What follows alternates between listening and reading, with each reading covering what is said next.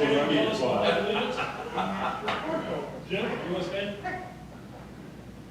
Pledge allegiance To the flag of the United States of America and to the republic for which it stands, one nation, under God, indivisible, with liberty and justice for all. Billy, you mind? Yeah. Father, we thank you for the opportunity to come together today and do the work of the county. We pray your wisdom and guidance for the commissioners as they make decisions for the county. We pray your blessing and protection on the people of the county. We pray in Jesus' name. That's all I have.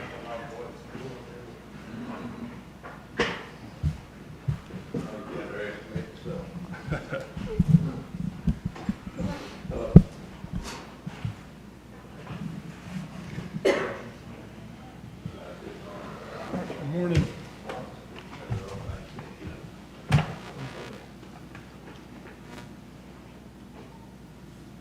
I reviewed the minutes from last week and make a motion to approve.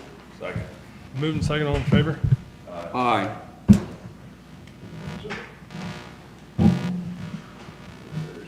Signature page, and then I see up the claims.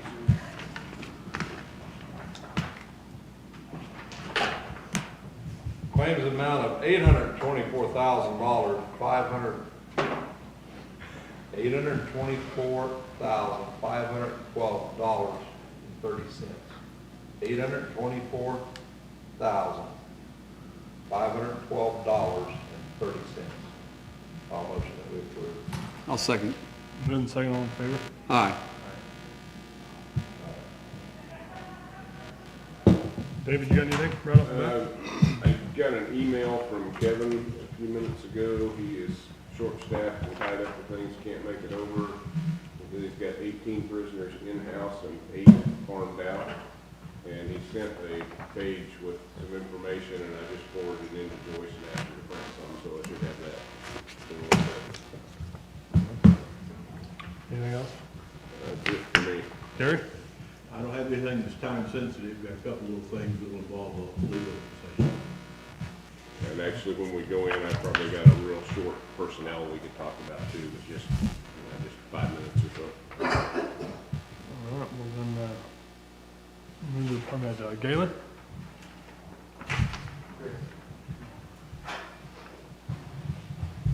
Good morning. Hope you all had a good weekend.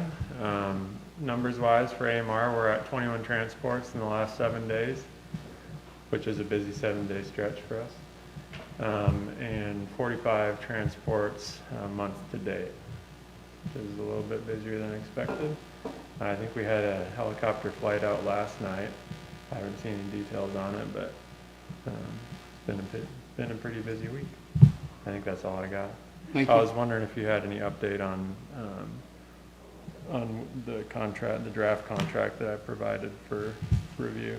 Yeah, I reviewed it. I didn't, I mean, it's Pretty straightforward. yeah, just like the last 2 or 3. The numbers in there were, what he said they'd be, so whenever you're ready to do it. I don't know if I brought it or not. I'm trying to see if I did. I'm thinking maybe I did, but if you want, I can bring it next week, and we can sign it, or whatever you want to do. Yeah. Just table it until next week, and then Cool. Anything for me? leave them. Up to me. All right. Thank you. Have a good week. You do.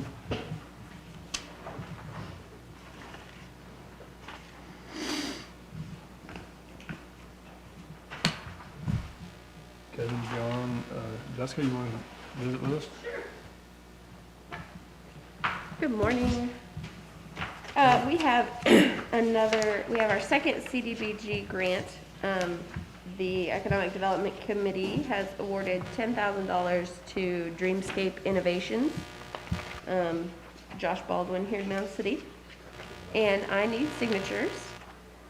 I have a request for payment to actually disperse the funds. And then I have an agreement, since he had a PPP loan, he had to provide an agreement that he would prove to the county that he was not double dipping funds, using the PPP funds and the grant funds for the same thing. He's done that. I got statements from him. So he's covered from that end, but we need Danny and David to sign both of these forms. I'll make a motion. Let me get a question. Yeah, I do. Was that advertised, was that advertisement out so people would know that they could apply for that? How was that Yes. done? It was put in the paper. It was put online. It was put online too? Facebook and, Okay. yeah. And is that the last one you have? No, this is the second one we have. Okay. First one was the press. Yeah, I know, but I mean, are there more? Or nobody else has applied? Is that date gone? I've got 2 more businesses that are working on their application, trying to get everything put together. I've got a few that I've got applications out to, but I never heard anything back. They asked for the application, never filled anything out. Okay. It's kind of a complicated deal, and they have to have, so part of the problem that businesses are running into is that because this is a low to moderate income requirement, they have to prove that 51% or more of their employees come from low to moderate income households. So the employees are having to self-report on their household income, and a lot of them are not willing to do that. Sure. And the business, like, the application is incomplete if they have employees who aren't filling that out. So that's where a lot of our issues are coming from. So we have until April to get all the funds distributed, so we're not really in a time crunch right now. I got you. Is people still applying, or can people still apply for it? Oh, yeah. Until when? April. Well, April, you have to have them all spent, right? Well, Or you yeah. set a deadline? So the beginning of April, and then we'll have the funds distributed by the end of April, and that will give Regional Planning Commission plenty of time to close out the grant before the deadline. And just while you're on camera now, why don't you just explain how much they can apply for? Is it different, various So amounts? it does vary. It's based on full-time equivalent employees. If you have between 1 and 5 full-time equivalent employees, you can be awarded up to $5,000. And if you have between 6 and 50 full-time employee equivalents, you can be awarded up to $10,000. It is a reimbursement grant, so you have to prove that you've already gotten invoiced and paid for whatever it is you want to use the grant for. You can use it for payroll, utilities, rent, overhead. You can use it for supplies if you're, needing to restock your inventory. Gotcha. You can use it for that. You just can't use it for something that you've already gotten COVID relief for. So if you have a PPP loan, you can't use it for the same payroll periods that you use the loan funds for. And people can find all the descriptions on the county website, is that what you said? It was on Facebook. On Facebook? Can we get it on the? Yeah, on the I'm sure we website? can. Yeah. That'd be great. I always look at Chris, because he's the one that's going to do it. I'll send you stuff. Okay. Thanks. Any other questions? No, I Make a don't. motion. And I'll second. We approve this grant for. Moving second, all in favor? This is also, Hold we on, have. hold on. We had a vote. Did everybody say? Yeah, we Still got talk, but go ahead. We also have our second invoice from Regional Planning Commission in here, so the total that you're approving today is $11,650. $1,650 goes to Regional Planning. So I second it, and we're waiting on a vote. So is this about to enter into that agreement with Josh? Was that what this was? That's what my motion was. Okay. And what was the 11.6, was that, Josh's was 10, right? Josh's was 10, and the $1,650 goes to Regional Planning Commission. Let's do it separate. So we have an agreement that we're entering into with Josh, the county and Josh, that he will prove that he's not double dipping. He's done that, he's given me statements proving that he's not double. That's the one we're voting on now. Okay. And then the second one will be, Well, Let's vote on it. okay. So what's the motion the gonna motion is to enter into this agreement with Josh that allows him to have the funds contingent upon if not spending on the same thing that PPP funds were spent on. do? So moved. The motion. Aye. The Aye. second motion is to go ahead and. We fund- just goofed that all You up. need to sign it. Do we need to have a motion to sign it? Or is it just that's what it was? Just sign it. We approved that. I made a motion, do you second that motion? Yes. All right. Moving second, all in favor? Aye. Then what we got? I hope you didn't write that 4 times. say, I already had that in there with Mike and Rick making a motion. Yeah, to approve that's it. what I said, we goofed it all up. Okay, all right. So then, we're gonna need another one to approve the payment of $1,650 to the Southeast Kansas Regional Planning Commission for grant administration. My motion. Second, Second. Moving second, all in favor? aye. Aye. Okay, so give him the thing you want to sign. Okay.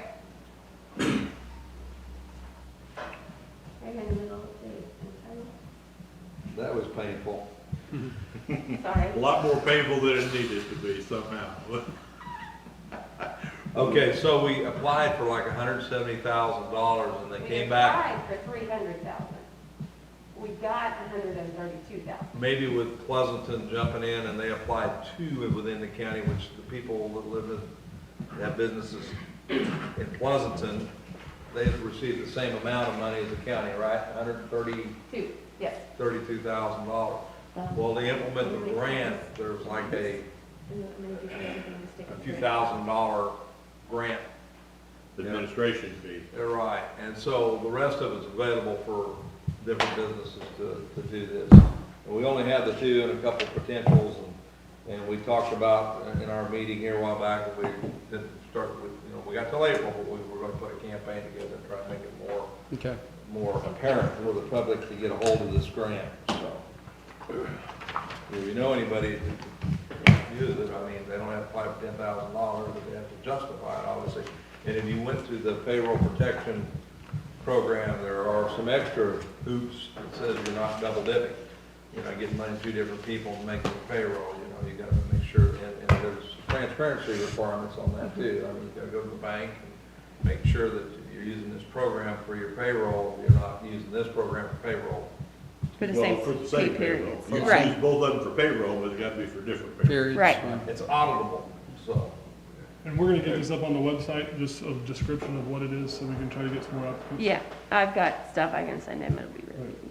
And just on the procedural side for Janet and I over there, I set up a separate fund or line item in a fund for this money to go in and out of, and she's got it set up to where she can write a check on that account so we can get it out, because there's a requirement that we have to send the money out within 3 days of when we receive it, which would be really tough for us to do through the normal accounts payable system. So she's just writing the checks, and then she's copying all of that back to me, and I'm putting it in the file so we have it for audit. Okay. Any other questions? I think so. Is that all you got? That's all I've got today. Thank you. Thank you very much. Tisha? Good morning. Good morning. Tisha Coleman, Linn County Health Department. COVID update is we're at 72 cases, 9 of those are which are active.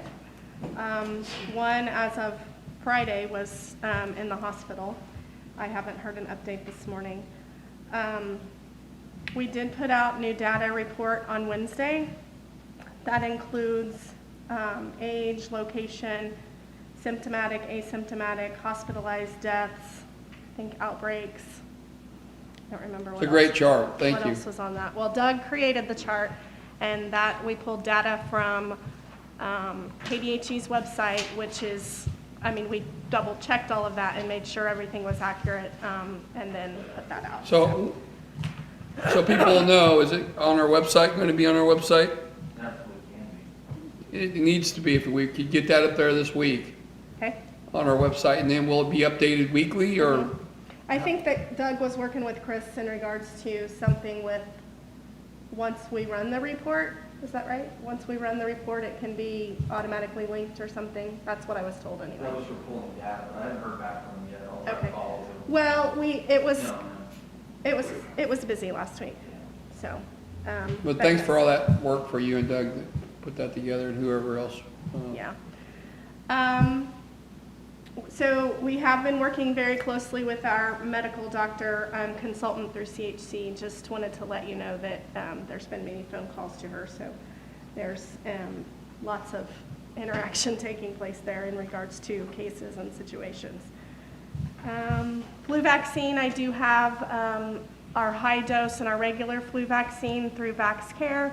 that has arrived where we are going to start going out into the senior sites and things doing the high-dose flu vaccine clinics. I have one nurse who's decided she will, designate to do that. And then those we can bill Medicare and insurance. I'm still waiting to hear on when our VFC vaccine is coming in, which is the Vaccines for Children program, which is the free or reduced fee vaccine for children up through the age of 18. And just to be clear, for anybody that's listening that might get confused, you're talking about regular flu vaccines here, not a vaccine. For COVID, yes. For It COVID. is influenza vaccine, Right. yes. And then I had wrote for a grant to be able to also vaccinate pre-flu vaccine for businesses and schools and adults, but I've not received that vaccine either. And so just to give you kind of a heads up that that's supposed to be coming down the pipe as, pre-COVID, but I haven't heard anything back, so. And Tisha, don't you go to the schools as well? Right. Yep, we'll be doing that.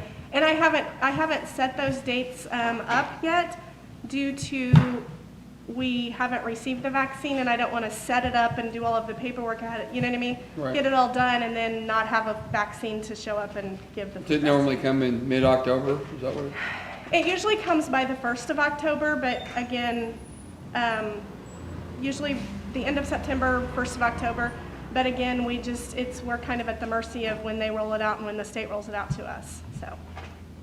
And can we put that up on the website, places and dates? Yep. I don't know if they have, do they have your own section in their, they do? On the website? Yeah. There's a health department section. Yeah, maybe the scroller it goes through sometimes, maybe that can flash up there that flu vaccination information is located here or whatever you do. Just let people know. I'll need 10 minutes for legal and 10 minutes for personnel. And then back to COVID, we did quarantine several last week. And just kind of the situation was unmasked people, not socially distanced, or like high exertional type activity where there's lots of heavy breathing going on. So just wanted to apprise you on that. Okay? Thank you. Yep.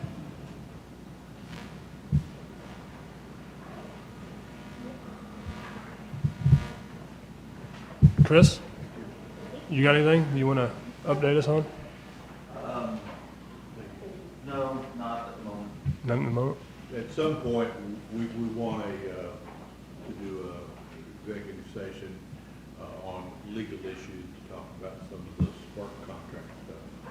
But that doesn't have to be right this minute, but Chris is involved with that. We'll open up for public comment. I asked Mr. Labor to come over and some of the other superintendents and talk to us about an issue, or it's not an issue. It's, if you want to step up, Mr. Labor, and tell everybody who you are. And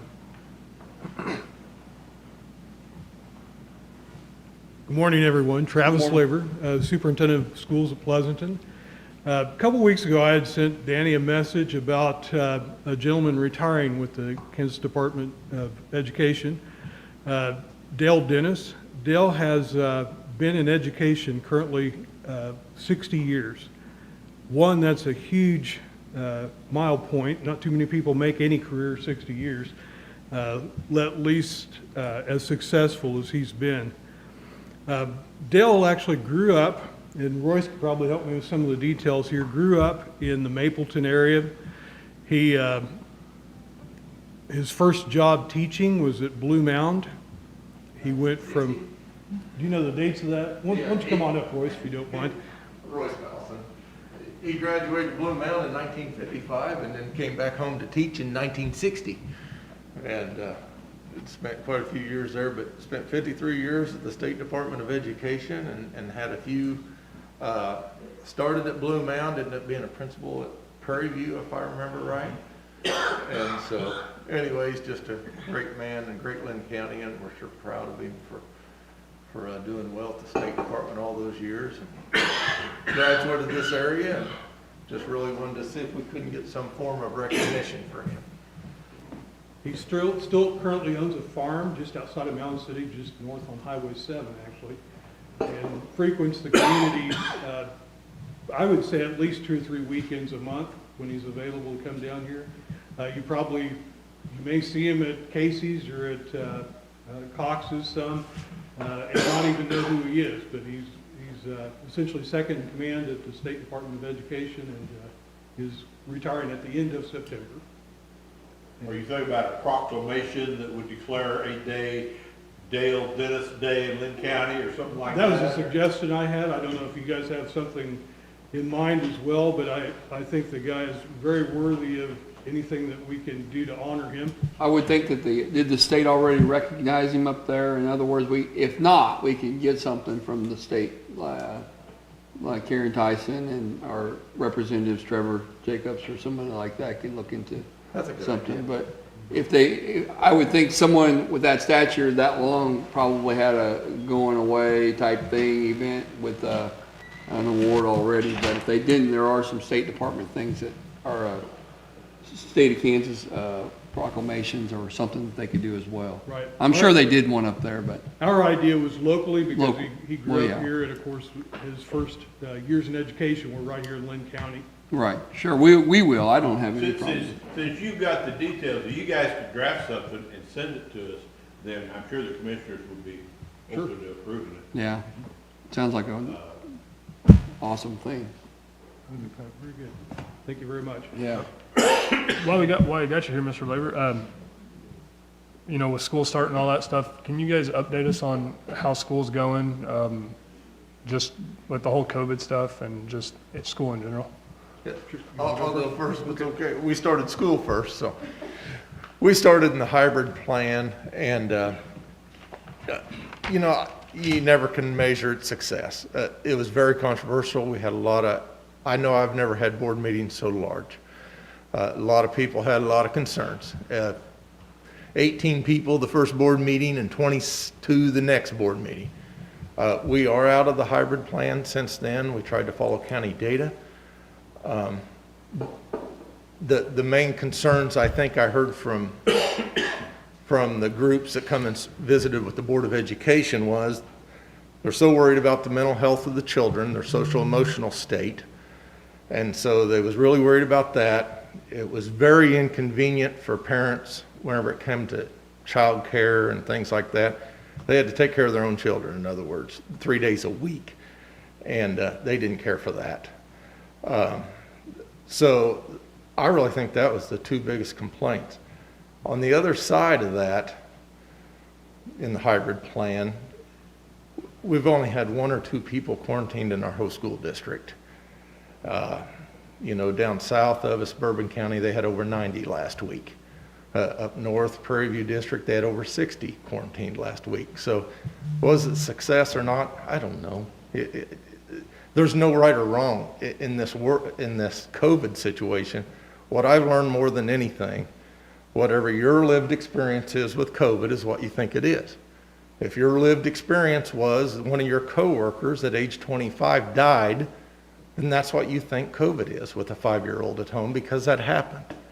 That's what your lived experience is. If your lived experience with COVID is your kid got it and just kind of felt sick for the afternoon, you think that's what COVID is. So it's such a division right now, even in the school district, especially in the school district, of what we should be doing, what we shouldn't be doing. Everybody thinks they're right, everybody thinks we're wrong, whatever. There's no right or wrong. But From a learning aspect of it, especially from the elementary at home, do you find that more challenging? And Yes. you think they'll be, say, a 3rd grader that ends the year, if you stay hybrid or whatever, Yeah. will have the same knowledge they would if they were in school No. 5 days a week? no, without a doubt, Rick, I think 5 days a week's where it's at. It's where the kids need to be, and that's where we're at now. We just wanted to get 2 weeks past that Labor Day weekend, because we knew, if you looked at all the other data, 2 weeks after those long weekends. But anyway, we got all kids back in school now. Good. 5 days a week, definitely where it needs to be. That's where we wanted to be. That was our goal. We was also afraid of the other way. We felt like the hybrid would allow us to go back to remote learning in case nobody could come to school. Sure. And time will tell on all that too. But it's been difficult. It's been a rough start. Everybody's concerned about the stress of the staff, including myself. It's been very stressful. It's been hard on everybody. But through it all, I think we've done the best we can, and our kids have been safe, and now we're back to school, and I don't know what else on that. Other questions? Please. Yeah, I got a question. So, I mean, if you know, something happens and you have to go back to a remote learning situation, are you set up? I mean, do you feel comfortable with what your school's put together, or is there any way the county can help you? Is there? Yes, you can. On that CARES money, the PPE equipment and the loss we've had in enrollment, and you can't blame it all on COVID. Some parents don't want their kids in that school. They want their kids remote learn, or they're actually homeschooling their kids. But we're going to have a loss of enrollment. That CARES funds, I think Miami County, they gave $200 per kid to the school districts, what they did. And that $200 per kid for us, we have around 600, that'd be 120,000. That would really help us out of a tight jam. But other things, because we're trying to provide people hot spots and things like that don't have internet at home, just the PPE equipment's been through the roof. Right, I bet. So Well, go ahead. While you gentlemen are both here, we do have the checks for that first round, the reimbursement portion, going out today. They were approved today, so there will be some checks going out to you for that part. And our other plans that we submitted, with the exception of one, we're still working on it with the county plan. It looks like we have the approval, so I think we can move on with what we did get. Now, as for anything else in the future, that's still up for discussion. You guys, we are blessed to be in Linn County. I said this at the board meeting. We all do work together for the sake of kids in the community, and that's the best we can do right now through these tough times. Other questions? I want These guys have probably heard my opinions, but step away from your political situation and the schools you're in right now, but look at the federal level, the state level, the local politics, racial injustice, jails, windmills, pandemics. Everybody's very divided and very opinionated, and just like you said, it's whatever they're living in. And the one thing is that everybody can seem to agree is we're all have a pretty good level of disagreement about it. We're all a little unhappy about it, and it seems like nobody's wanting to step together. And all that's being magnified by this election, and nobody's stepping in what I consider the right direction. It's a tough time to be in the position you're in. I appreciate what you're doing. It is, and I think that really kind of goes for everybody. It's been a tough time. It's been stressful. Yes. It's been stressful. Our goal at the beginning of the year was to get schools open and keep them open. And again, the hybrid, it allowed half the kids to be there. So instead of this is about 900 square feet in here probably, instead of having 25 kids in here, you only had 12 in here. I could keep them 6 foot apart in there. But again, it all sounded good. It all makes sense, but a lot of people did not like it, so. You're spot on about whatever you've lived is what your opinion of that is, but, I mean, you could probably poll this room and there's probably a good division of what we think that is. It could mean to us individually. What I believe most of all is, especially when, to keep schools open, we're going to try to keep our kids in mass, especially in that situation where you got 20 people in a room this size, and that's not being popular right now either, but that's how we think we're going to keep schools open. Our county numbers, we are blessed to live in a county that does have low numbers compared to others, but it just takes 1 or 2 to have it to explode to about 80. So. Well, thank you. Thank you. Mr. Leonard? So, I'm not going to reiterate anything he said, but I second everything that Dr. Powelson said, in that, you know, the first time in leadership where you can't make a majority of people happy, no matter what decision we make, just like you guys, you can't make a majority of the people happy. And it's a struggle for leadership. Let's back up to instruction, though. We actually offered our students 3 options when they enrolled. We have face-to-face, full-time, with the exception of the month of September. What we did during the month of September was take Wednesdays off for remote instruction, and at the same time give our custodians opportunity to fog our buildings to make sure that we were getting a deep cleaning at least once a week, really, really good. The remote instruction was put in there to give teachers practice, just in case, you know, we have to go remote and have moments notice like we did last spring. The other option for parents was flex. They would pick, we had an A-B schedule where they could be in school 2 days a week, out of school 3, and remote on those 3 days they're out of school. The third option was pure remote. With that, even though we had all 3 of those options, we still, like Dr. Powelson, lost some enrollment. We were probably down about 10 to 12 kids that decided, you know, COVID is a big enough threat to us that we really don't want anything. We're going to isolate ourselves and homeschool. And that's a viable option for some parents. Some parents can homeschool really well. However, for others, that's really not a good option. Our staff, just like all teaching staff across the state, they had 4 to 5 years of instruction themselves to be face-to-face teachers, not remote teachers. Remote is a completely different bag of tricks. We've spent a lot of resources. My whole reimbursement there, the $30-some thousand reimbursement, was purely for extra time we had teachers come in for extra training. That was only remote training for COVID response. That in itself, for some of our staff, our staff on average has been in education about 22 years. So we have a more seasoned staff than, I don't know where Dr. Powelson's staff is, but 22 years, I'm guessing, around the state would be probably 6-7 years more than most staffs. So our staff may not be as comfortable with technology as the younger ones. However, I will say that they all dug in. They've got the stamina. They said they're going to hold it out. They're going to do what they can for kids. That's why they're there.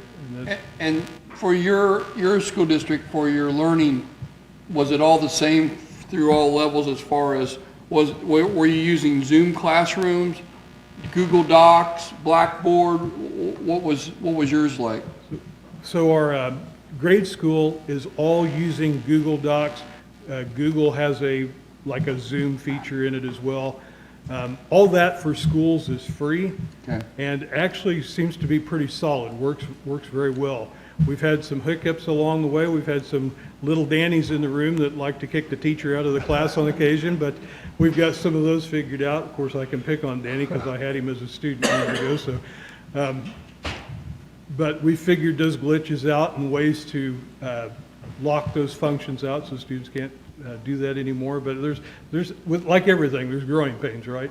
But again, the staff's stayed on there and done what they can for students, and that's their drive. They want to make and do what they can for our students, make them successful. I know it's been a struggle. I appreciate you guys working with the health department, and you guys, I mean, you just shared so much information and educate yourself. I mean, every day is a new world to step into with this deal. We're trying to figure out some things, and we just don't have much to work with. Right, and Tisha has been a lot of help from the health department, great communicator. She's very popular, by the way. I will say that what's tough for all of us in this room is that things are changing nearly daily. Our instructional pieces from the State Department were updated as recently as the 14th of September. As of Friday, they may have changed again this morning, but everything that we are looking at for remote instruction as far as COVID-related stuff is just changing like this. It's very tough to keep track of. And I don't know this by any means, but did that affect the amount of students that started school this year? Did it affect the amount that the state pays because there was less attendance, or you were doing it a different way? So the amount the state pays is locked in, but since we are down in attendance overall, our numbers, we'll find that out, of course, today when we send those numbers in Okay. and verify them. That will affect next year's. And potentially okay. years looking forward on a 3-year average. Okay. So is the PPE expenses something that's pretty big for you too, or? Yeah, I thought that I had ordered enough to get us through at least November, December timeframe, and I was told this morning that I need to order some more already, so. It's tough to look back, you know, I ordered a lot of our stuff in April, and it's tough to forecast forward, you know, how fast am I gonna be going through this stuff? How much fogging liquid am I going to use in this amount of time? We don't know because we've never used the equipment. The equipment doesn't give us any rates of use on it for the liquid that's going through it. Doesn't tell us how much it's going to take to do each room and so forth. So there's a lot of guessing going on with what we need for The next consumables. thing is availability, because now you can't get a supply, and now you overcompensate and you order again. Right. Because you can't, And you know, even computers are hard to get right now. Sure. Yeah. Manufacturers have all delayed probably at least 2 months out. How's the extracurricular activities like football and volleyball and stuff like that? How's that going with COVID and? So volleyball has been about spot on for attendance. Is that what you're talking Yeah. about? Our attendance has been about spot on with past years for volleyball. For football, it has been quite a bit more. People want to get out of their house and come do something, which is a little concerning too, because when you look at the stands, even though you suggest they set spaced and do all the things that Keisha recommends, we've got a lot of people sitting in the stands. And it's tough to be the police, if you know what I mean, to go around, and I don't know if this is a family group, and there's a lot of people that I'm not for sure who all is related. Are you a family group, and so forth? I drove down Knoll yesterday, or Saturday morning, and that project up that way. I thought it was some event. I'm looking around, what's going on? I look over, there's a playground right next to this huge parking lot, plumb full, and there must have been 500 kids in an area that's probably half the size of our courtyard. You know, and I thought, wow, how's that working? But, I mean, I don't know what was going on, but it was Saturday morning at the playground, I guess, I don't know. Any other questions that I can? Unfortunately, we're in Linn County. Yep. And thank you for your support, much appreciated. Yep. If there's anything we can do for you, just let us know, and know it's a struggle, but I think you guys are doing good. I think I can speak for everybody, so. We got a Did you blank- want us to stick blank around one and of those speak about proclamations Um, listening to them? funds? I don't know, Or I don't do think they so. just- We're gonna figure everything out. Okay. I just wanna be sure you guys are covered on everything you guys And need. send it to you. Not starting school and stuff like that. I know that those expense numbers that you guys have given us, I just wanna be sure that everybody's on page and you guys aren't struggling too hard and that the county can help you out. But if you get some input, now'd be a good time to put it in. Okay, well, like I mentioned on our PPE, we're already running out of what I thought was gonna make us about a semester in length, so I mean, I could probably even double, maybe triple the amount that I had turned in for PPE, based on use up to this point for the school year. So I mean, it's a tough predictor this early in the school year. You know, if we'd have been, the state would have given us the opportunity to guess, say, October, where we were at and what we needed, we'd probably be able to give a decent number. Just like you guys, you know, you can't, it's tough to guess forward what's going to happen. This timeline they put Crystal us ball. on is ludicrous. Right. If I could just add, for me on that CARES money too, since we are providing remote learning for those families that want it, if you're asking a teacher to teach in class and then do the remote learning, that's been a lot of their stress. And then the logs they had to take care of that they changed 2 weeks ago, like Travis mentioned earlier, that caused a lot of stress for us schools that started before Labor Day. But we really would use some of those funds, even though they wanted that in the plan, to pay the overtime for the teachers for that remote learning for those kids. Because making those lessons has turned out to be very stressful for them, and more than we probably predicted. Are you expecting any other funding? I heard there's some money on the horizon, but I didn't know what. I haven't heard anything on the horizon. I think we did receive some funds. It's already been received in, but I can't remember that dollar amount, so I better not quote that. How, I mean, if you're at home, how are you, if you don't have Wi-Fi, you don't have internet, how are they have to go sit at a public Wi-Fi somewhere? There isn't. Our plan is whenever they came to school, those 2 days a week, we unload everything on their machine, and they could go home without Wi-Fi. Because we heard that last spring. People didn't want using their Wi-Fi at their houses. They didn't want, with mom and dad at home working now and a kid home from college, they didn't want to use their pipe for high school and elementary lessons. Or they just couldn't afford it, plain afford it, which is Yeah. probably a lot of people too. We have 10 hotspots we're trying to share with people who need a hotspot. Some of our problems are around them lakes especially. There's just not even signal once you get a hotspot out there. Be a cellular device. And that's what we found, if some of the places that they can't get Croccan or another service to come in and put internet in for them, most times they also can't get the Wi-Fi hotspot to work either. Right, I would think that. And I don't know if you guys remember the numbers, but in the bills you approved today, and I just talked to both of them, what went out in this on to the schools was just the initial reimbursement, which was one of the reports we turned in. And on that one, Jayhawk's district didn't have very much in it because you hadn't bought much yet at that time. So we're sending a check for roughly $4,900 to them today. The one to Pleasanton is $54,000, and it was things they bought through July. And then both of them do have some more that we had in our direct aid plan. And with what's in there right now for the Pleasanton School District, it's another 31, almost 32,000, and for Jayhawk was another 50,000. What was Prairie View's? Prairie View, let's see, they've got another 49 coming on the direct aid, and on what went out today was 11,000.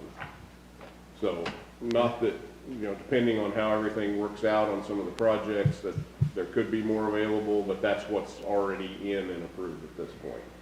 Is those numbers you all submitted to you guys? Well, and they submitted in, like Jayhawk's case, quite a bit more than that, and we cut them back to 50 because that's all we really had available with what we were working on at the time. Now, on yours, I think that's all you submitted on this round. Right. But you See, I had had to more or less, upfront. I had spent most of mine up front Yeah. because I bought, or I'd ordered stuff back in April. Okay. Ahead of the stuff.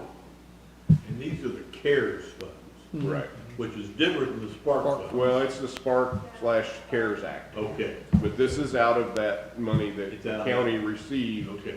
from Spark or CARES, and like I said, we're holding that in an account. What we sent out today was just what was already been approved in the initial reimbursement report. And then we've got some bills that have come in already on some of our projects that I think we're processing probably this week or next week on a couple of the projects that Chris is working on. So we're starting to get some of that that'll be going, and then say we'll have to get with these guys and figure out what we're doing on what type of invoice we're gonna work up on what you have spent out of your plan that we have, and there's still a lot of ongoing work to do. Are you the one having to do that, David? I'm reporting it. Okay, So, that's what I yeah, meant. Doug and I are both on the list with the state as the contact and the alternate, so we get correspondence with them, but yeah, I'm doing all the reports Okay. for our level. So do you guys think there'd be extra opportunities for reimbursements? Well, No, possibly, I mean, possibly. we're not sure at this point. So should we have them go ahead and draft something up? Well, I'm hoping we'll know a little more in the next few days, where we're at on the one big project. There's still some question on, and I think we'll probably talk about that a little bit coming up too. But, we still are waiting on our one-on-one meeting to discuss that. So hopefully in the next day or two, we'll have a little more information and know what direction we're going. Okay. Well, thank you very much. Thank you. Have a Thank good you. day, and thanks for all your hard work. As you say, thank you. Thank you.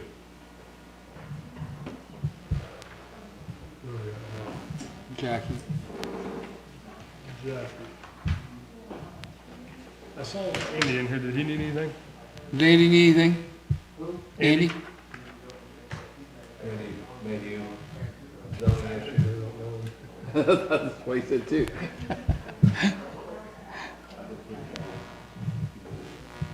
Being nosy. Chris, do you want to show the cameras what our temperature thing is, or explain it I guess we could try. while we're waiting? Reaches over there.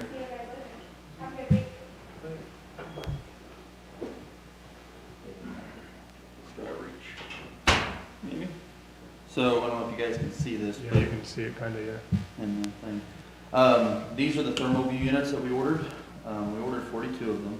So that'll cover all of our county buildings, the old courthouse, district court, this building, county attorney's building, park marina, all the senior centers, as well as the schools.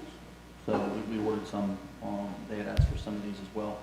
So on the display, it's a self-supporting deal, but you simply walk up to the device, you don't have to touch it, you don't have to interact with it, other than you just hold your wrist. And if your temperature reads lower than the threshold, which is currently set at 99.6, it gives you that audible alert, says it's okay to move on. If it's above that, it sounds an alarm, so that the people in the area can know, don't let them in the building, or maybe just check out the situation, why is it above 99.6?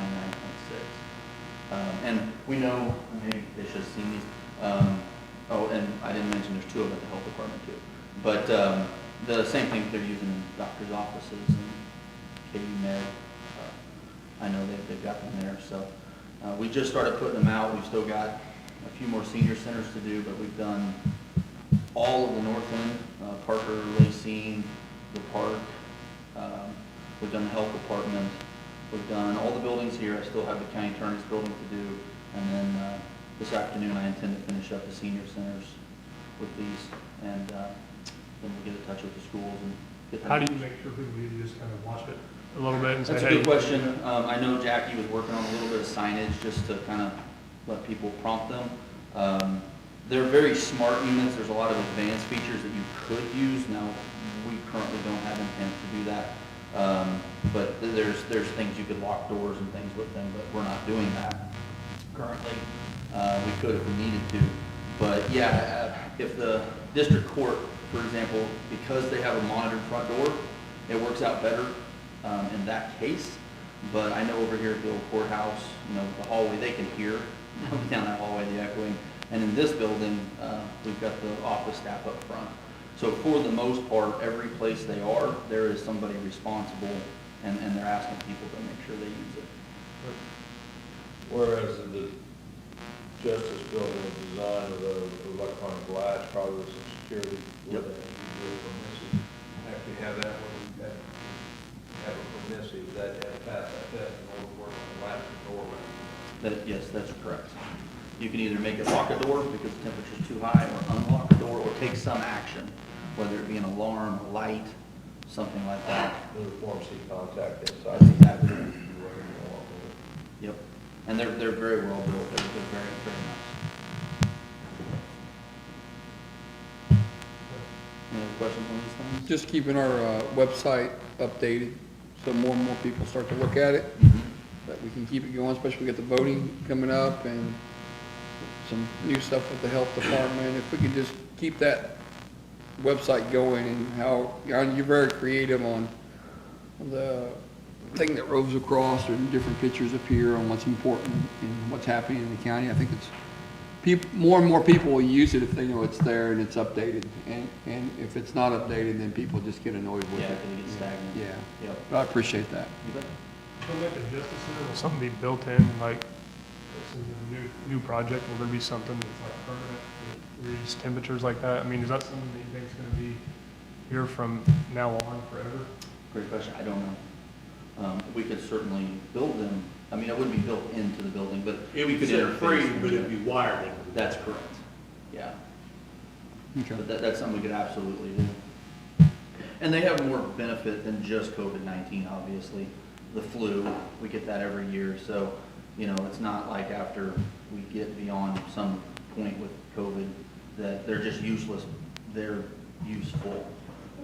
Often after a terroristic act or something, Mhm. the security and a lot heightens. You know, I mean, I'm not saying that we had it, but I mean, there's gonna be more and more prevalent, these type of permits to get into building construction. And they're designing buildings so that you have to use a common entrance to get in. You don't have 4 or 5 floors to get through with security on them and such, so. All right. Thank you. You didn't need none? You wanna come up and visit?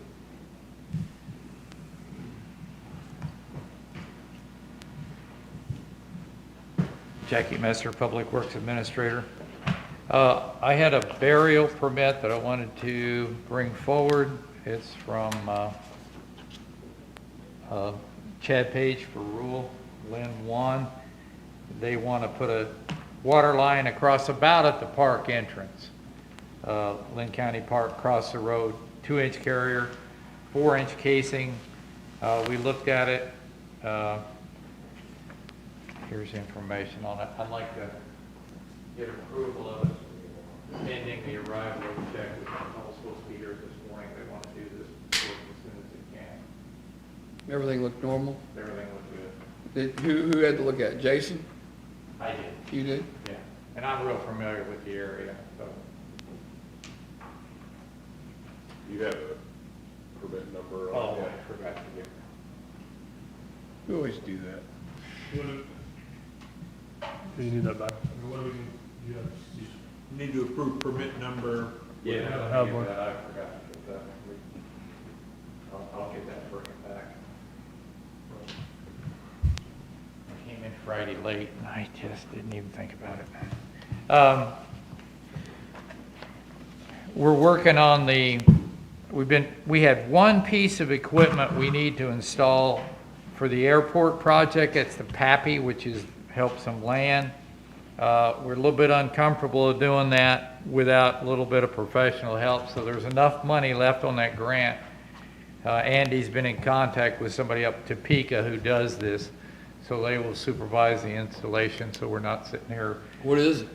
It's when they come into land, it's a series of lights that tells them too high, too low. When you get on the Okay. slope, it lets you know whether you're at night, when you're landing an aircraft and you get low, it'll start giving you bars and saying, hey, you're low, or you're coming in too high, but it's Right. a position. I got you. I was just looking up what the actual acronym was, but it's a dispositioning device. Typically, they're a box when you're coming in, you establish your glide slope. You come in here and you got 5 bars, you're on a slope, and you start getting, it starts letting you know which left or right. You have to be familiar with the instrument. It's a simple instrument, but it's got to be positioned at the right angle. And we know the angle, but it's just like, we'd rather make sure somebody who. Yeah, why don't we do that? Yeah. And it was paid for with the grant, and the money to do this is coming out of the I grant can't money. see it because I'm looking at these trees, Well, we're off a little here today. There were a few little trees that they already told us to get rid of those trees, which we did. Let's see. I did want to mention propane bids. We did that last week with MFA. I did have one company that said we submitted a bid, and Chris looked at my computer. It's not on there. So I think they sent it to the wrong person. So, Okay. we already approved it anyway? Yeah. pardon? We already approved it, right? Right. So there's to me, they said, well, we sent it in, and so my question, and I think I sent that to Gary, do we need to develop some sort of criteria on these electronic bids? I mean, this person's saying, I sent it to you, but no, it never made it, so they must have sent it to somebody else. So anyway, just food for thought. Follow up on all mine. Just some numbers, just for the heck of it. I just wanted to give you an update on gravel. We have put $817,799 worth of gravel out on the roads. Ditch maintenance, and I think this number is low because the guys aren't real good at recording. They'll go out and they'll run the grader, and if they ditch for an hour, they might not break it out. So we're working on that, but we've got 843 hours of ditching. Like I said, I think they're not breaking it out well enough. Mowing, we've got 2,535 hours. We're running about every mower we've got. And I think that's Hey, on your mowing, Pardon? on your mowing, last year you did a great job about, and you brought this up, that not just mowing 6 feet off the edge, but they were mowing all the county right away. They could. Yep. I know we got way behind, and I noticed that we're back to the 6 foot on each side, or 8 foot, or whatever. The final pass, they're supposed to go to the fence. Now, if we're running jam for time, like it's growing everywhere. It is. It's a mess in a lot of places. Right. So I don't doubt that that's a good idea, maybe just to knock it down on each side of the road, but Yep. people get in a routine once they get started, that's the norm now. Right. And we That's got what so our many lawn compliments last year, and we even got one down by Boycourt. Sherry Gentry said that you guys did a fabulous job mowing all the way up to the fence, and it looked really good. And we got another one over in another area in Pleasanton that complimented on it. So they're doing a good job in a lot of places, but you know, the noxious weeds and the mowing, and of course the road gravels. And has the gravel changed at all? Oh, there was one, yeah, and I have it in my notes here. We actually, Cadmus sold all their gravel. We can't get anything out of Cadmus. Okay. Somebody, I suspect Miami County, they wouldn't say who, but they came up and said, oops, we want to buy the whole pile. So Okay. they bought it all. So is that the pile we didn't want? No, that's the pile we were using Oh. from. So next year, I mean, for this next year, can we get in a contract with them to buy? I think we're gonna have to start looking at that, because what if somebody came down and did Centerville or Mound City? So I think we're gonna have to pivot and start looking at that. I know we switched as much as you could over to Cadmus at the time, but there was still that pile of gravel. You said when that went away, you were going Right, to. that's Where are more, we at on that? they have not started making new, yeah. Too Because much lime in it is a poor quality. Yes. We can still get it from Lacine, but we're having to haul from Lacine. Thank God for belly dump. Yeah, it's helping. We have done in the past, we have actually went out on contract and bought rock and had to have rock held. We may have to do that. We would probably, our rock budget's 400,000, is that correct? And we're at 800? 16, or whatever I said, 817. We're not quite 3/4 of the way through the year. But anyway, yeah, probably not a bad idea to go ahead and start contracting. It's been a very volatile market since Mid-States moved in, which is a division of Bettis. And anyway, they own the asphalt, we're doing 7, and they're a pretty good sized project there now. But anyway, Bettis is a huge company out of Beacon. Capital Trucking, Capital Crane, Capital Products, they own all that. So anyway, they have several quarries. Miami County, the only quarry that I'm aware of that they have, and they may have something up north, but they've got a portable crushing unit that they run around. They got the one out on Edge Lane, north of Fontana a little ways. But there's not a quarry in Miami County, is that right? I don't know, I just know their trucks I've been seeing their trucks running south. So should we contact the rest of the quarries that still have gravel for us? Well, see, I just found out about this Friday. I haven't done anything. Found out late Friday, so I haven't done anything. I want to pull up our use, not the dollar amount, but how many tons, and start doing some evaluation. Probably do that this week. Well, yeah, it doesn't matter if you're buying the stuff that we don't like anyway. We don't want that. Yeah. Well, like I said, I haven't followed up yet. I just got the information. And then we could set standards. If we buy it, we could say, this is the standard we're buying it from, and we want X amount of tons next year, and I don't have those numbers yet. Okay. The quarry on 247th is in Miami County. The county line is 215th. But Edgerton, 247th, Astro, or come to Cadmus, if you're in Osawatomie or Baylor getting rock, you just won't come back to Cadmus, it's really put a lot of rock coming out of there. They put that quarry in there just going for Garnett, it's a long ways to get rock, Yeah. with a void in there in the middle, but Miami County does pressure on some of their own material. Probably wouldn't be a bad idea to go ahead and start looking at contracting some rock up. But whenever Mid-States moved in and increased their prices 30%, naturally, the other sources in the community took their price up too. Yeah, it's continually going up. There is a couple in Missouri we haven't contacted yet too, and see what quality rock they have, so. Well, that one right up there at Drexel is actually owned by Mid-States as well. Yeah, I think Mid-State's trying to buy everything. Well, they'd lock you into a contracted price for a year. Yeah. Yeah, but I mean, what's their motivation to give you any really huge discounts? I mean, they're the monopoly. You own them all. Do you want to spend an extra $3 a ton trucking it, or do you want to pay me an extra 50 cents? Normally, they set the price in January, and they haven't been changing it through the year, so we might be able to. But like I said, I just got the information, so I haven't worked on it yet, but, You've got the training to know where you need from where. yeah, so. We've actually done a lot of that on asphalt chips and over Yes. the years when we had big asphalt projects. Got to figure out the tonnage and contract. Well, it shouldn't be real hard to pull the data out of PubWorks now. We'll pull out how much we've been getting, so we'll set a 3-year trend and see how much each year. Well, the last 3 years ought to be dandies. Yes.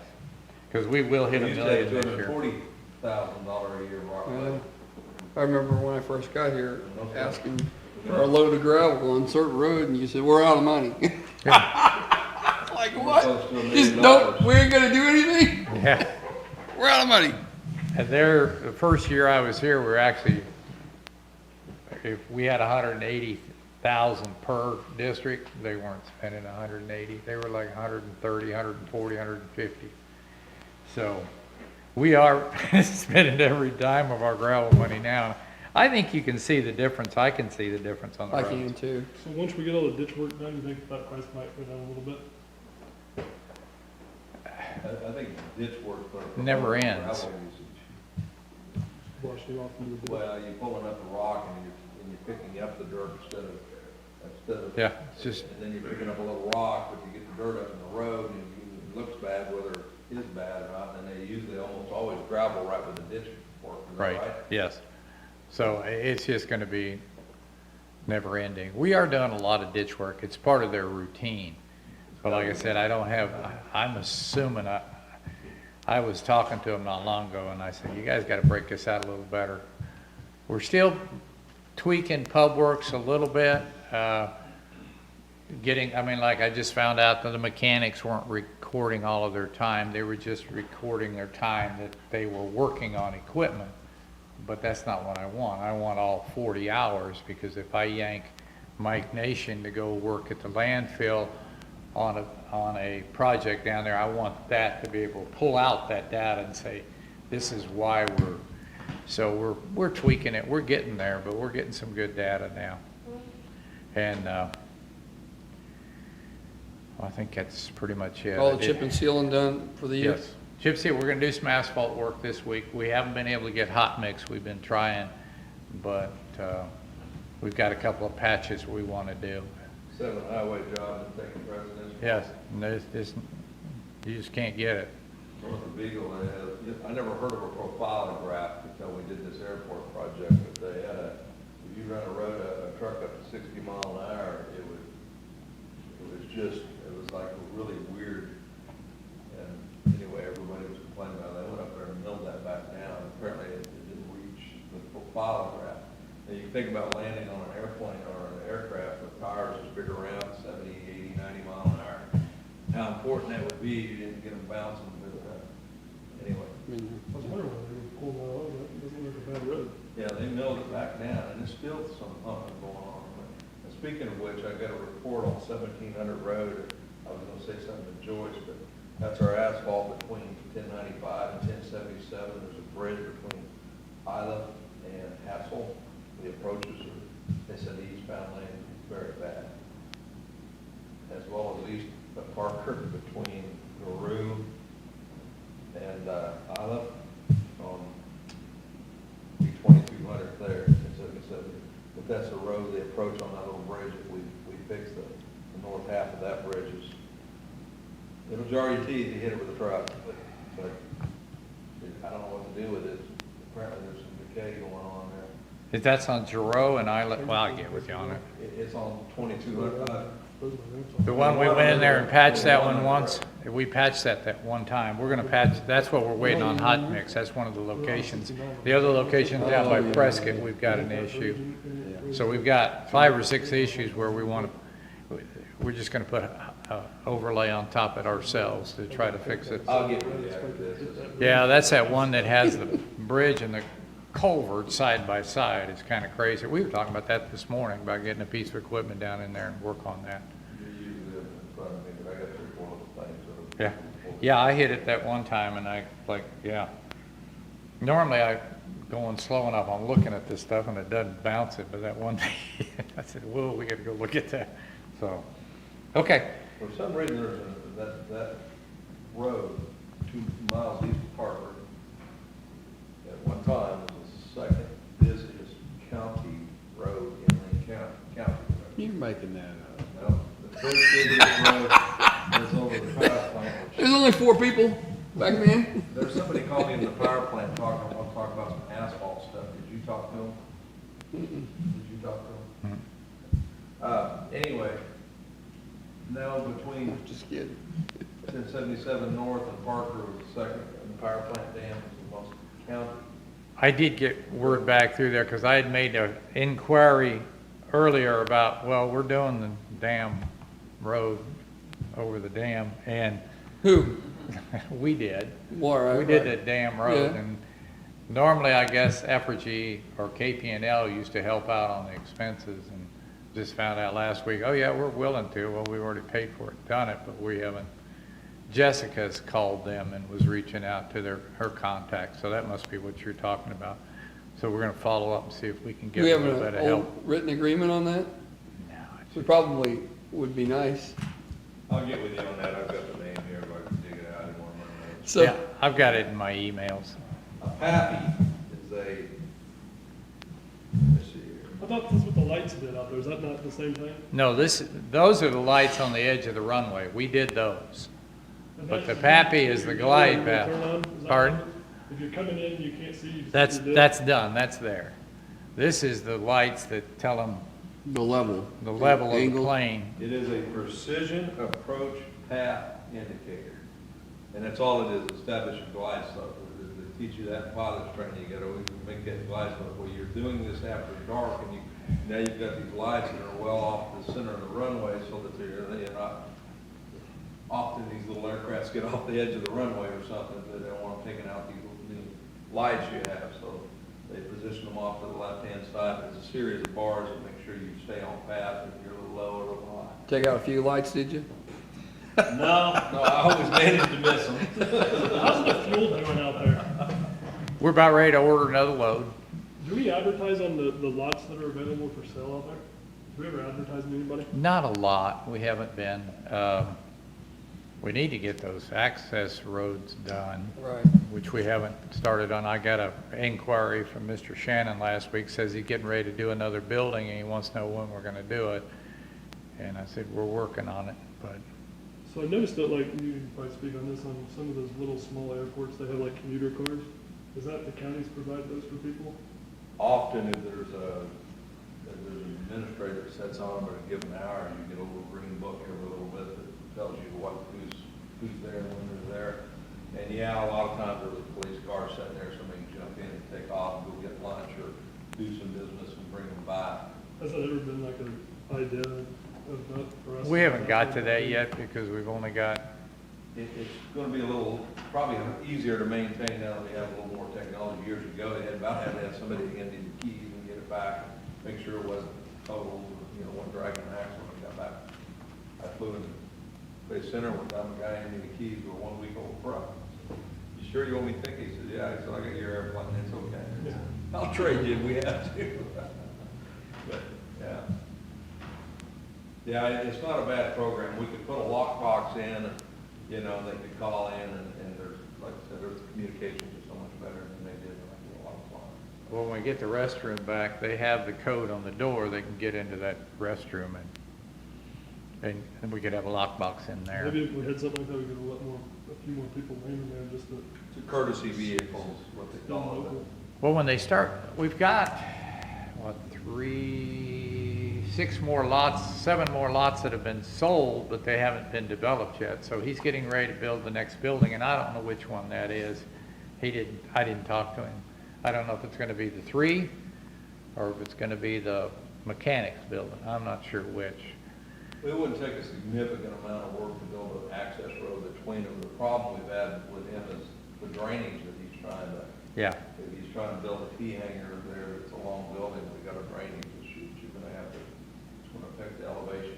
You don't wanna make a bigger, long approach, you're pushing these aircrafts up into the hangar, you gotta have a long slope, just so you can push, not everybody's got an electric tugger or a Right. tugger to push the plane around, they have to push it in by hand. So, and By yourself. we might even have to, we do have a plat that has the elevations on it, but we may have to look a little closer on the plan. He indicated that he would jump those T hangers up and down, I don't know, that's gonna be interesting. Yeah. So can helicopters refuel there or not? If they use that fuel, I don't know Is what a there a way helicopter for them? uses. Don't they use a higher octane? I don't know. I never. But in other words, if you're I don't think so. got fuel there and you're not selling very much, all the landing zones for the National Guard and some of these other places down at Nevada and different places up here, plus our AMR units and stuff, they need to know that we've got a fuel unit there. Because, if 7 Apaches land and refuel because they're all got low because they did whatever they're doing, or they know that this is a good place to refuel, I'd have to look at that, because I don't know. you can sell a lot of fuel. Because I don't know, do you know offhand how far that hose We reaches? sell 100 low Yeah. lead is the ag fuel, what's out there, 100 low lead. I don't know what a helicopter takes. Yeah. I know we've had requests on the runway length that airplanes can land. Sure. Like a jet or. C9 could probably The land there. problem is that their insurance wants a certain runway length Right. for them to land. And so we're at 3,000, jet takes 4, Mhm. minimum, 4,000. So they would be happy to land and buy fuel. They talk to us all the time about that. But Pardon? We got a field out beyond there, don't we? Well, that would be another question. We're looking at, over the next week or 2 weeks, we're gonna be requesting another grant through that. You're looking at several things. I would like to request a grant to put the access roads in, see if we can get the state to pay for it. The other grant would be to extend it one more, or another 1,000 feet, so it could operate jets. Okay. So we put in for that last year, but we haven't, I think that's the one we should look at, because another 1,000 feet, they're saying we'll get a lot of jet. It'd be nice, Traffic. doing a lot of work out there, to see it pretty popular in Linn. Yeah, or there's another possibility is, there is another grant we're also looking at. We're gonna be working on grants over the next couple of weeks. A economic development transportation grant. So if it's tied to economic development and it's transportation related, it'll hit this pot of money. For example, if and I don't know if it's a reach or not, if we're trying to put a restaurant or we're trying to put something out there, we don't have sewage to it, but if we were to put sewage, bore under the highway and put a lift station or something through a grant, then we could develop it further. So that might be something that would fall under that. Or maybe in Lacine, develop some roads. We're looking at, Jessica and I were just talking about that before she left. We're going to have a meeting this week, see what kind of projects for this transportation economic. Is there a rail spur that might be able to put in, or we're just looking at all right now to see what we could put in. But also at the same time, the airport grant is going to, one's September 30th, one's October 1. And so we're going to look at the airport side, what we could do. 1,000 feet of runway put onto it, if we could do a grant for get another 1,000.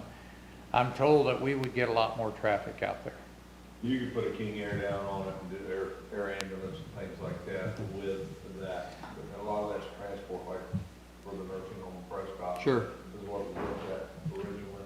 Let me say this, if you want to extend it, at one point in time, the Conleys did an exchange with you for some property out there to get you where you're at, but you would need to exchange some more property. And of course, Linn and Charlie were on board with that at one time. Of course, Linda, I think, is probably in charge of the property of that right now. That's what I had heard. Maybe something if you're going to consider, you start broach out with her. Would that open a lot of doors for us, like, to be able to do a lot more stuff out there? I think the Pleasanton Industrial Park, it would open a lot of We were doors. actually approached, by a guy that wanted to put a, flight training school out there, but the runway's not long enough to do that. Gotcha. And he said if we extended it, he'd come back and talk to us again. Well, that saves them. Yeah. So we're working on that. I want to say this, Burns and Mac did the design on that, and part of our grant application, we were the construction manager on the project. We took the county crews out and put a couple tubes in. The county, or the state, paid for 90-some%, Yeah. almost by and large, and was almost no out-of-pocket cost to us because they wanted it so bad. However, I question and question and questions of the profile of that runway that kind of comes up to the north. And if you extend that, can you imagine without having a hill in the middle of your runway, which is taboo, you don't want to be taking off on one end, somebody else pull out on the other end, back taxiing, because you have no active taxiways, you got to back taxi the active runway to get to the other end. And so, anyway, they probably have to take it back a little bit and change the profile of it. And I question it, about the project manager's pledge to be involved in the design. I think I have an email that said, why are we bringing this up on this end? So actually, Andy Mayhew worked for the group that developed it, which was TL out of Garnett. They're gone now. Anyway, small challenges. Okay. Thanks, Jackie. And then Hey, is our buses still operating for the people that need to go to their appointments? Yes, absolutely. One or two buses? One, One? we're doing one, and I don't think we've ever had to do two. Yeah, I didn't know if we were in this case. We do have 3 backup drivers, so if we have to run 2, I'm the backup. Because of the I'm long backup, distance I'm the between backup. here and the VA hospital. Right. Yeah. That's Tuesday morning, that's a real early, it's a 10, 12-hour day on Yeah, it is. I on bet. VA day. Yeah. But we have 3 backup drivers, so we can run the second one if we need to. And we had a grant a few years ago for both of those vans, right? I Yes. mean, remember the grant we got for the new one? Is opportunity coming up for another grant for, Yes. for another? Joyce is gonna work on the grant for this year for the, we do a grant every year for the operation. Right, right. And we're getting up there on mileage, that's a 2017. Right. I would say minimum next year, we start putting in for replacing the blue one, which will roll we have to own it for 7 years before it's ours. Okay. That doesn't make sense. We have to have it for 7 years before we own it. On year 7, they give us the title. So probably what'll happen, we'll replace, I think the one's a 2011, so then it'll be ours in fact, we probably could get it now, but, Warranty, hell, we probably got 300,000-400,000 miles on the one. well, I think the Blue Stripe one, I want to say it's No, 130,000. that's not bad. And that's a 2017, so we're gonna have to start looking, maybe this year, maybe next, we'll have to see. That grant goes in November. We also should be hearing within a week or 2 or 3 on the other bridge grant, the one that for Hell's Bend. Okay. That was our first choice, and there was couple other options there. And then the other, for the low volume roads, that one's about ready to open up, and we'll try to get some money on that. So, and I think we're gonna go with Botkin, or maybe the one up on 2200, those are the 2 we've looked at. Okay. For the low volume ones. And we are trying to get the traffic counter out there to get data, where I think we've run into a little hiccup because Kevin's off for a few weeks with his shoulder injury. But Were you in here last week, we talked about the road closure? Don't think the so. People come in and, The road here? yeah. You get your car. oh, yeah, that's right. You're talking about the vacated road. The virtual- I thought you meant closure for traffic or something. Vacated road, yeah. Yeah, but well, over the cord right across the Merdazine right there. Yeah, that's what they were saying. That's like, that was amazing.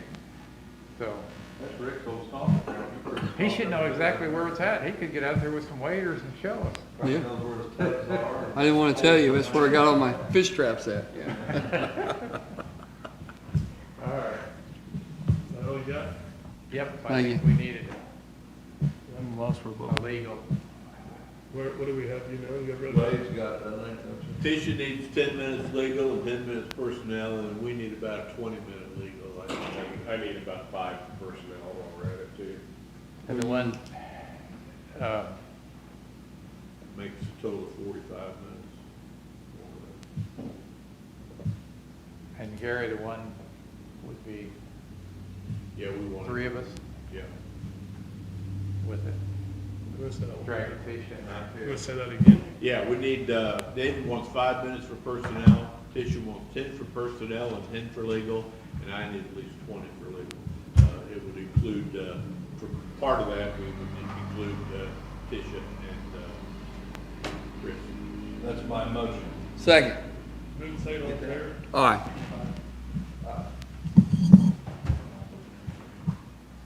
That puts us back in 45 minutes. That's 10 hours. Which is perfect. Tisha.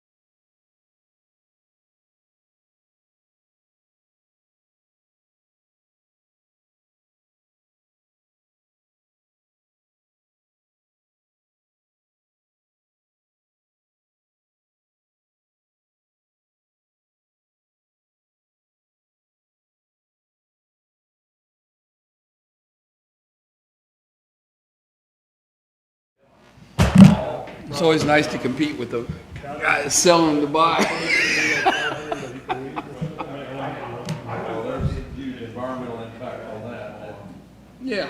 Supposedly, Jason Ryan did it, but whatever the Say, contract, Okay, timetables, that'd be me. they're giving them, but just let her have to like that. I'll see if I can run haven't heard of it, but wouldn't Andy get involved in that? Oh, it's in the county, Yeah, absolutely. absolutely. Well, I mean, you've got to have lagoons, Yeah. you've got to have water processing, volumes. From what But we haven't seen anything at how I all. got on that is, hey, you need to call him, he needs a lot of block. I'm like, oh, they went to them, and all these buildings up across the street from Stanbridge. I'm like, well, really? That's what I thought there were storage units over there though. no, south of there, or, yeah, What's south of there? there. What's there, a soybean field across the street? There's actually an irrigated field, Mhm. that corner probably isn't reached by that pivot, I don't know. And that's all this here, so I mean, that, it was just. Yeah. South of those storages would be also available, but there's also a lift station and there's a substation, like a substation down there, so. Hold on. Yeah, you need to update the paper. I don't, we didn't have any action, did we? No. We didn't really open it for public comment. Jim, you got anything to say? Barb? Gary, you got anything else? Are we got anything else we need? David, you got anything? Don't think so.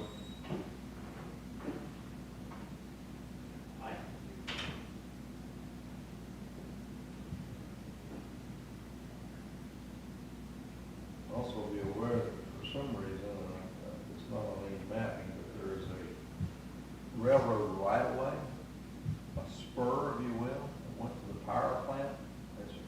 It's not, I say it's a right of way, I'm not sure it's not an actual purchase. But they, for some reason, way back in the day, bought a right of way south of the industrial park that rolls around and takes it out to the power plant. And, as well, we've got the pipeline, it's the He goes around. comes from our industrial park and follows the 345 line out to the power plant, so that they can have rail access from the Union Pacific as well as, BNSF? well, that is a BNSF, Union Pacific Department. But they get their rail access off of Missouri right now, Right. by spur. But they have a rail right away or property between our industrial park and the power plant. There's a rail, something in there, as well as the makeup water line between the Marizine and the power plant line, MUDs. You know, why did they have to go over highways and? Oh, yeah, well, that line is already there, the underground line that makes up from the Marizine, the old pump station down there south of there. Sure. And then you went all the way around, so. You've run out of coffee. Don't forget, we have fence view next Monday at 12:30 also. Yeah. There's Madam McConnell, there's You should go out to that. A fence viewing. That'll be a good experience. It will. here. I know about the, right there is a lift station. I think we might have done one for you one time. Yeah, look. It was? Oh, okay. Yeah. It wasn't good. Yeah, that was an interesting one. Oh, was it? Somewhere down there. Thanks, Gary. Yeah, thank you. I've been ready for a while. It's them two. Well, I'll tell you where it goes. It goes from We're stuck on the railroad. the rail, right here in front of it. I mean, it leaves here and goes across. There's Brown's house. It goes between the industrial park and goes across. You can see it with the 345. They're building a So, wait, one and two, they can just. Well, they build that.